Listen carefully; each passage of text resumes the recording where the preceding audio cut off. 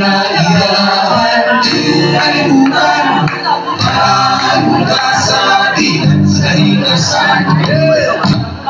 Pinaiyahan, kalimutan, paraan mula sa atin sa hinasan.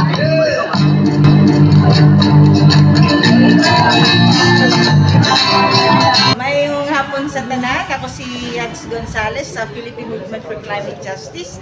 Ang Philippine Movement for Climate Justice is isang broad movement sa mga 150 organizations nationwide nga nagalihok para sa hustisyang pangklima. Ato sa ika-54 katuig nga commemoration nato sa Earth Day, adlaw sa kinaiyahan.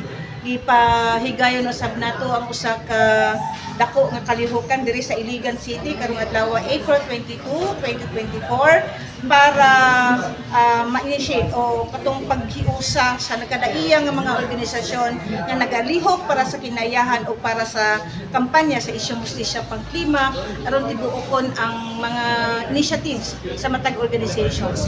Kini nga mga organizations nagagikan ni sa nagkalain-laing hukong o mga grupo na ay mga fisher folks, nagikan sa religious sector, na nagagikan sa mga civil society organizations, communities, di inapektado sa mga proyekto nga nagaguba sa itong kinaiyahan, nag-emit o mga daghang greenhouse gases nga nakapadugang sa krisis sa ato ang klima. So karong adlaw nakigiusa ang PMCJ ug kadtong bag-o nga nabuo nato nga organization o movement diri sa Iligan City sa nagkadaiyang mga organisasyon o grupo sa tibuok kalibutan sa paghandom sa Earth Day. Kining Earth Day 2024 usab kini siya ka mabulokon nga paghandom tungod kay hinay-hinay na gali dili na ni bag-o no, pero mas ni grabe ang atong nasinati nga epekto sa pagkaguba sa kinaiyahan. So kini nga pagkaguba sa kinaiyahan kung magpabilin kini og business as usual ang pagpasulod o pag-implementar nato o pag-aprobar nato og mga harmful and destructive nga mga projects diha sa atong kinaiyahan, mas mo grabe pa ni og dili na to gusto niya mahitabo mo nang timing kaayo ang pagtukod sa Iligan Lanao Movement for Climate Justice para iusahon ang tanang nagkalaiyang organisasyon diri sa Lanao para lihokon kining hustisyang pangklima nato nga struggle diri sa tibuok Lanao del Norte ug Iligan City. Thank you. Pinaiyahan, kalimutan, paraan mula sa atin sa hinasan. May hapon mga igsoon, ako si Fes Salimbangon sa Iligan Diocese Integral Ecology Ministry. Natukod ning ministerya sa atong diocese tungod sa nagkadako natong nagkagabi nga problema sa ekolohiya kay murag wa gyud kayo tay o kulang ang atong pagpakabana bahin ani. Unsa may nahimong hinungdan o sukuranan, lanong doon natay climate change. Kitang tanan ron, o halos kitang tanan siguro, nagreklamo nga perti ng inita. Unsa may ugat ani? Ang ugat, simple ra gyud kaayo mga igsoon, ang kahakog sa tao. Maoy hinungdan nga nagtuo siya nga ang kalibutan ug tanang rekurso niini pwede ra panabas-tamasan. Ang usa ka kahoy, usa ra na kahampas sa chainsaw. Kung putol na dayon ang kahoy, pero pila na katuig nga nagtubo. Wa tay consciousness o unsay mga regalo o gasa o kanang grasya nga gihatag sa kahoy para na to tungod sa atong greed, kahakog, nagtuutang at tanang rekurso gyud sa kalibutan, pwede ra gyud nato gamiton panamastamasan o ang nahimong resulta karon ni balik nato. Kita ra po'y nag-antos. Una kining grabing kainit. Kining grabing kainit na karon og magkainit pa yun siya kay suma sa data sa mga scientists for 40 years. Hangtod karon nagkainit kada 10 years record, 10 years record, hangtod karong tuiga 2024 record breaking na gyud ang kainit. O kung watay hinanali nga buhaton, magkasamot pa gyud siya. So kung karon nag-antos na tayo, imagine na kuno kung mag-abot na tag 52 degrees centigrade na kainit. Unsa na may mahitabo sa atong kalibutan? Sa pagkakaroon ang atong mga kamahan nangauganan. Kaning grabe nga kainit, unsa may resulta na ini, daghan na natong nagsakit. Ang mga high blood, unsa pa na diha nga mga sakit, delikado na kaayo nga mga tibok. No? Pagkauga ang atong mga yuta, wala na tubig, unsa ang atong mga kaumahan. Ang atong mga mag-uma, wala na matanom, dili na katanom, unsa atong pagkaon. Mamalit na ta, mo import ta, unsa mo kamahal ang pagkaon mo pay mahal na kay ron. No? Unsa pay nahitabo tungod sa atong kadaw. Nagtukod tag mga industriya nga sukod sa pagsugod sa Industrial Revolution ni atong mga 1850, nikalit og sulbong ug kainit ang kalibutan, ang temperatura nikalit og sulbong. Perte na gid ron inita. Ug karon lisod pa gyud kaayo kung wala kay hinanali nga buhaton nga mabakgang kini. Mao nang kinahanglan gyud nga kita yung tanan magkahiusa unta nga dunay kita hinanali og dako nga mga buluhaton para dili na ni mugrabe pa ang nagkausab na nato nga klima. Daghang salamat.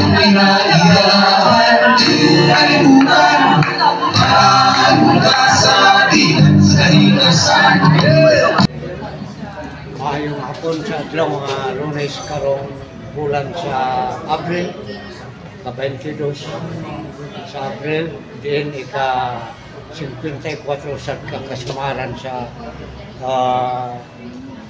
Climate Earth Day. O ang Philippine Movement for Climate Justice, usa ako sa natingkod karon nagserbisyo diri sa Lanao. Ako nagsugod diri sa Lanao del Norte o humanitarian worker laong sa diocese of Iligan niya karon nagserbisyo. Ang kamaturan sa pagtukod sa Enterprise Incorporated diri sa Iligan nga mao ang nahugna karon sa Gen Power sa Tacob. Usa kini siya kasingatan o apil sa kalambuan sa pagtubo sa ato ang katilingban karon. Diin kini naghatag og ulagway nga pagbago sa kalibutan o pagkabagusan, pagpasamutsan o pagpasubra sa na mahitabo nga panglapas sa tawan ng patuhod.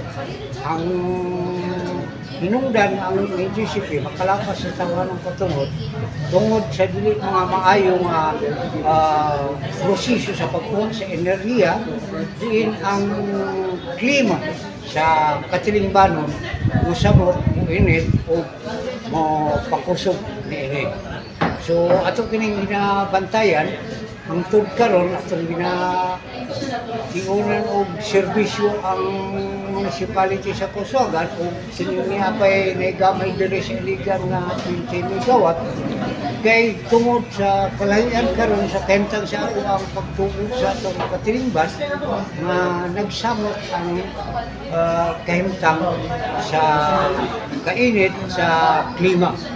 So mao na siya ang usa ka mahinungdanon nga ang nasupak yun sa hinali nga pagtukon nining mga kalambuan mao ang katungod sa katawhan sa pagkabuhi, katungod sa pagpuyo, katungod sa tinud-anay nga pagpahulagway sa kalibutan nga unta mo saler o mapungan ang kainit ng Philippine Movement for Climate Justice din itong ginagawa pero so mao kini ang posisyon as a humanitarian nga nagpadayon paghihapon pagserbisyo para ni ana mga kahimtang karon sa pangkalambuan ng buhaton sa atong katilingban.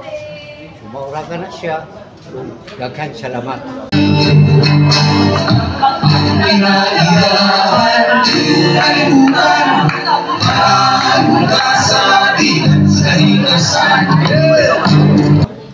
Hello, I'm John Joseph P. Pantisila, usa ka estudyante sa Miss UIIT nga nagkuha sa course nga BS Environmental Engineering. Ang so far ang masulti karon kay grabe na kayo ang global warming climate change karon kay mapil na jud nato dili na kayo jud theory lang karon kay napil na jud nato sa ato. Maybe because kay kung experience ninyo ang experience na kayo na ko ang kainit karon tungod sa mga climate change. And maybe one of the reasons kay wala na kayo kung here sa city, wala na po kayo po yung nakita na trees nga mga maka-shield sa ato ang katabang may katong mga trees kay makamatay makatabang sa pagkukup sa mga greenhouse gases nga na produce ato sa atong mga atong transportation system ug sa ibang mga industrial power plants. And also tungod sa grabing kainit tungod sa mga pagpupo sa mga trees, deforestation, maybe hindi siya maybe daghan kay naapektuhan ani una kay naapektuhan nato ang health tungod sa kainit daghan na kayo mga illnesses nga mo palabas samot na katong karon mo dako na ang outbreak sa dengue tungod sa kainit sa malaria, also mga skin related na illnesses and diseases. Also po kanang ato akong economy ug agricultural kay igo jud kayo aning pag-climate change kay tungod sa kainit sa panahon sa mag-change ang weather. Ang ubang mga crops, mga tanom nga atong bilang pagtanom karon kay mga nangadawat na namatay na which kanang grabe ang maka-loss sa ato economy. Gamay na kayo nga siya. And so far for me kanang I think nga ang dito jud ta mag-start sa kuan para ato ni siyang mag-mitigate itaw effect which is naa naman jud ni pero ato ni siyang hinay-hinayan og kuan which is it starts to ourselves lang jud kuan ka nang atong pagka-disiplinado nato sa atong self. And also kung atong for me lang akong gusto jud nga kuan kay we need to plant more trees jud. And once you add one also like kana mo kuan ng trees daghan kay na siya mga damit sa ato dili lang sa ato ang mga sa atong kinabuhi nga magbuhat ng mga products na magbuhat ng mga balay. It helps also sa atong environment, which helps sa pagtigil o tiniginay sa mga sa init-kainit din sa planeta. Pinahirapan ay buwan pagkasabi sa hinasan. So, I am Joshua Arias Gado, 21 years old, a third-year mining engineering student from MSU-IIT. Earth Day ka na, istorya na ako about sa Earth Day is very important siya like na atong gi-celebrate ang importance without sa environment. So, we're experiencing karon nga climate change, so increase in temperature na to karon, especially here sa Philippines. Nagkataas ang heat index nato, so may pasabutan na, so it's very alarming jud kay dili ra ang ato ang nasod ang maapektuhan pati ang ato ang livelihood, ato ang palibot ug sa ato ang mag-rise pa itong sea level. Dayon, as a mining engineering student, so naidako ng big misconception sa among course. So, pero ingon nila nga ang mina daw mo day hinungdan sa tanan ng mga kuan, mga big contribution to siya sa atong change sa klima. So, naaman dili man pud makabasta-basta maka mina ang isa ka mining company if wala sa sakto nga permit gikan sa government. So, sa atong nakita karon nga kadagdag nga pagbungkal sa atong yuta doesn't mean nga pasagdahan na namo siya in a very long in forever din na siya nang mapasagdahan. So naputay reclamation which is head ng mga parts sa Paumina where ato siya i-rehabilitate, revegetate ang atuang mine site into a habitable place na to. So I don't think na big contribution ng mina sa climate change, though destructive siya, pero in a sense na good, like ang mina kay dako jud kay tabang sa ato ang nasod ug sa ato ang paglago sa innovation. So if wala ang mina, kanita na nato makita karon di pud siya masakit. So as a mining engineering student, we also care sa atong environment kay same ra man putag world na gipoy. Pinaiyahan kalibutan mula sa atin sa inasan. Good day everyone, my name is Morris T. Damas from College of Education of MSU IIU.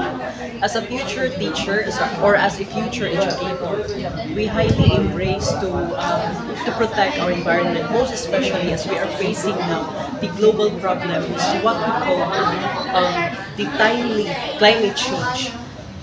Isip ko sa batan-on nga aduna usay kalimbigitan labi na niining kinaiyahan as a youth advocate of Laudato Si movement. Ang Laudato Si movement usa kini ka movement nga gihatag ni Papa Francisco para sa mga kinatibuk-ang katawhan nga makigbatok para sa kinaiyahan ug gani sa iyahang pag-release ni atong tuig 2015 or 2015 iyang gi-emphasize nga kinahanglan na atuan ng atimanon ang atoang kinaiyahan kay naanata sa estado sa climate emergency, dili lang kini climate change our problem, global warming either, but naanata sa climate emergency ug gani sa 2030 as scientists gina-project nila nga kung dili na to mag-counter ang problema nga maoy ato ang nasinati, posible nga dili na nato ma-reverse kini sa normal nga estados sa ato ang kalibutan sukad pa kani adto hangtod karon. Og isip usa ka advocate ni ana as a youth, as a future educator, giawhag nako usab ang mga kabatan-unan nga muuban makigduyog para niining maong programa ug gani ang ato ang panggamhanan nagpagawas usab og mensahe para sa 54th Earth Day og maskin ang mga non-government organization o mga private sector nakigduyog niining maong programa karong adlaw. Sa ako usab natiman-an nga mensahe ni kanhi Pope Emeritus but dawa naman siya no si Pope Benedict XVI nga niingon siya nga the planet that we do not care upon is the planet that we do not live upon. So kung dili nato protektahan ang kinaiyahan, dili kita posible nga para niini nga makapuyo gyud kay di man kita kabalo di kita kabalo mo duyog sa pag-atiman niini. So isip usa ka batan-on as a future educator mo kadto kong mahatag nga istorya kabahin ni daghang kay salamat. Pinaiyahan kalibutan mula sa atin sa inasan.